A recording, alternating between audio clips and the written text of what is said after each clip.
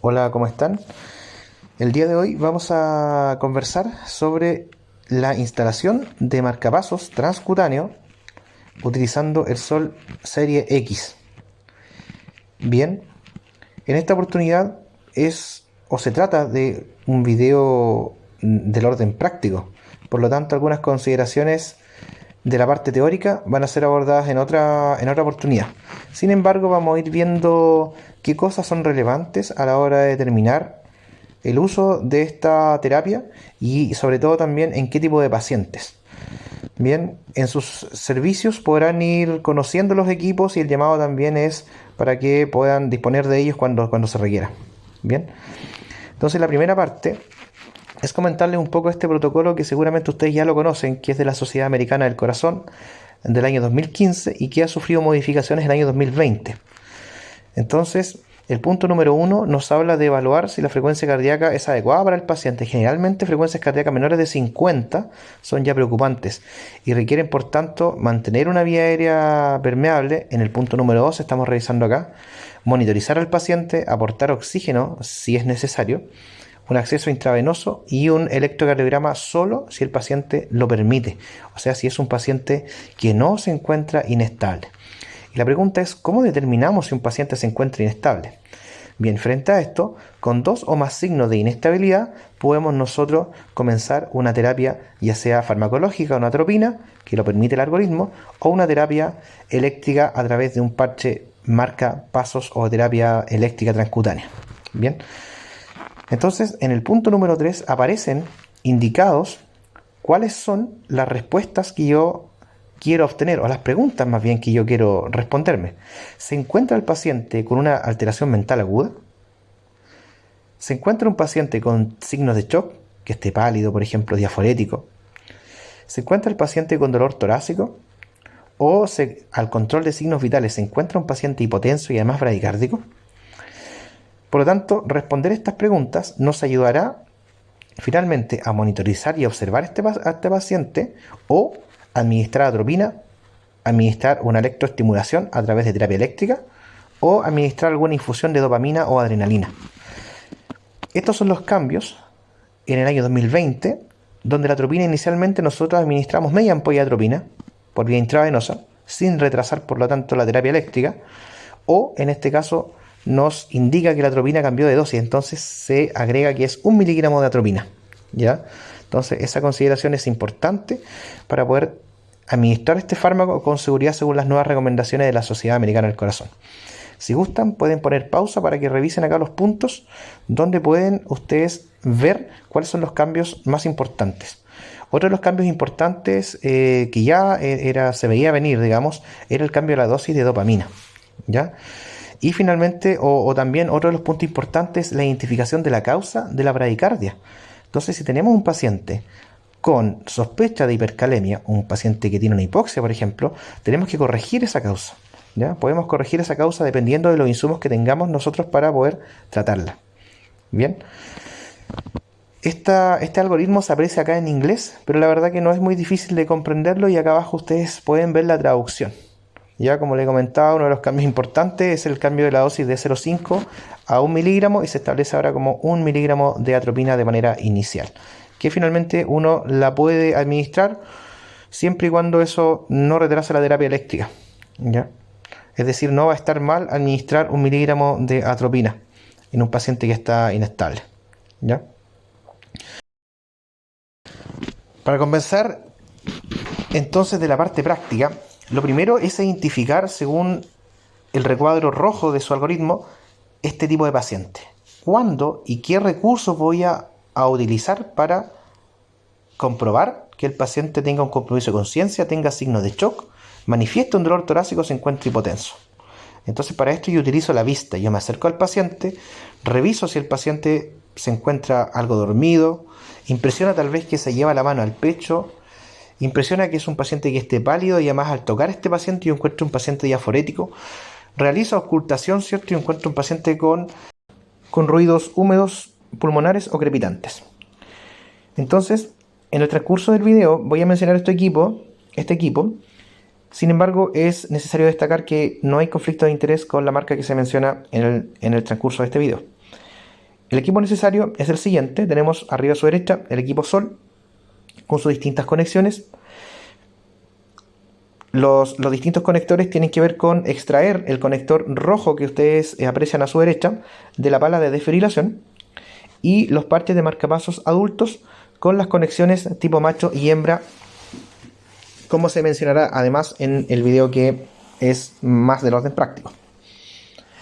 Conociendo el equipo y los otros equipos que ustedes pudieran tener en los distintos servicios, procedemos a conectar los parches al equipo a través de la extracción del conector desde la pala de desfibrilación. Bien, entonces se conecta a través de un enchufe macho y hembra y posteriormente pasamos a conectar estos electrodos al tórax desnudo del paciente en posición antero-posterior, como indica el fabricante. La posición anterior sería en el ápex cardíaco, relacionándose con la derivada B3 del ECG, aproximadamente a esa altura, lateral al apéndice cifoides y paravertebral izquierda en la posición posterior, a nivel del vértice escapular. Conectados los parches, presionamos la opción marcapasos, el botón de color verde y vamos seleccionando las distintas opciones.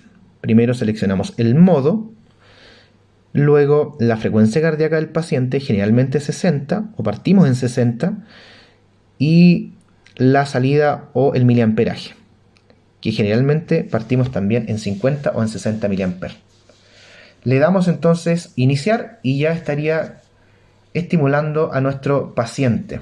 Bien, evaluar por lo tanto la captura eléctrica a través de nuestra monitorización y la captura mecánica mediante la palpación de pulso femoral, braquial derecho o radial derecho según está descrito.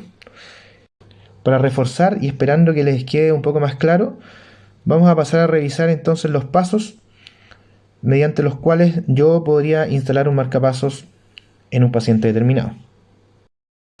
Vamos a utilizar el Sol Serie X para esta demostración. Una vez reconociendo que el paciente necesita la terapia y presenta 2 o más signos de inestabilidad hemodinámica, vamos a proceder a realizar la conexión de los parches al equipo y de los parches al tórax desnudo del paciente, siempre monitorizado. Paciente que está pálido, que está diaforético, hipotenso, con dolor torácico. Es decir, con una bradicardia inestable.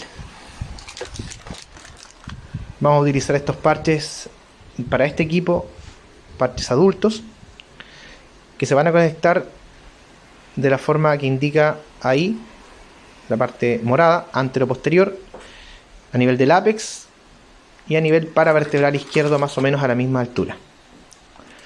Vamos a realizar la conexión al conector de color rojo de nuestro equipo, desconectando la pala de desfibrilación, y procedemos entonces a enchufar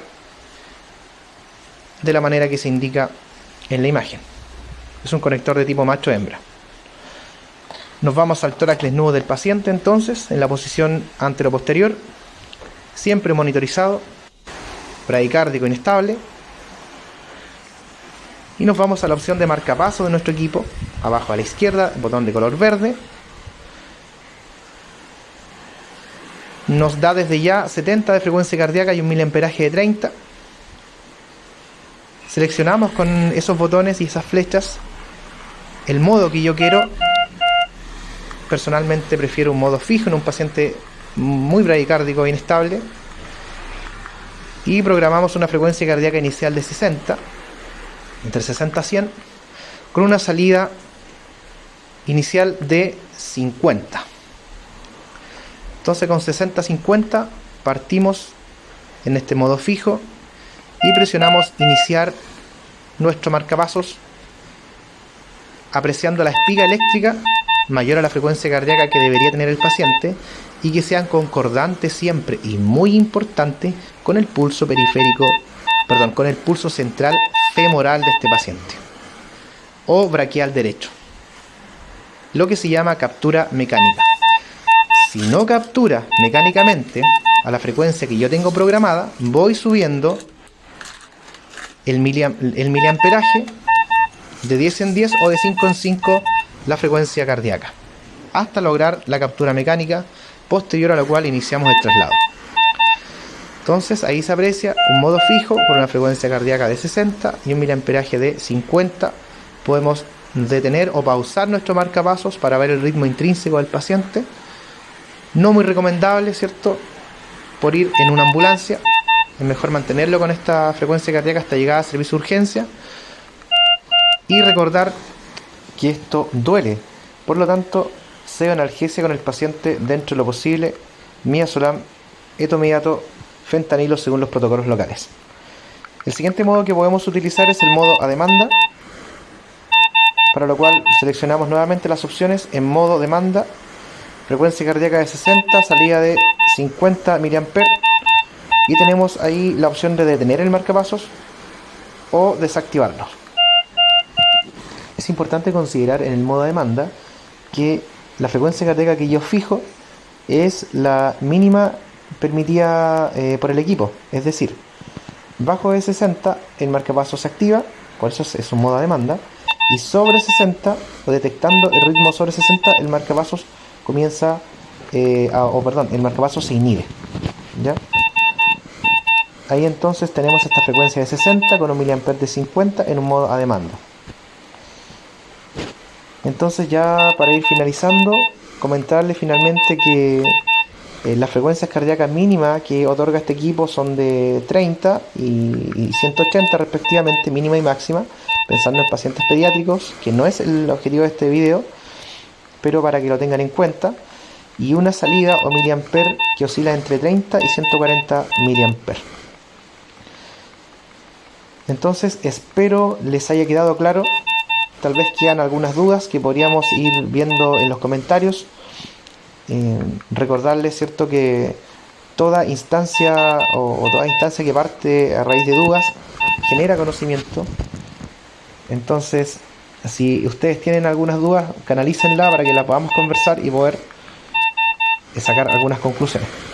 Bien, muchachos, todo lo conversado entonces se basa en las guías de reanimación de la Sociedad Americana del Corazón 2015-2020, el manual de este equipo, el Sol Serie X, y las experiencias que también nos ha tocado atendiendo pacientes en esta condición, realizando instalaciones en ambulancia.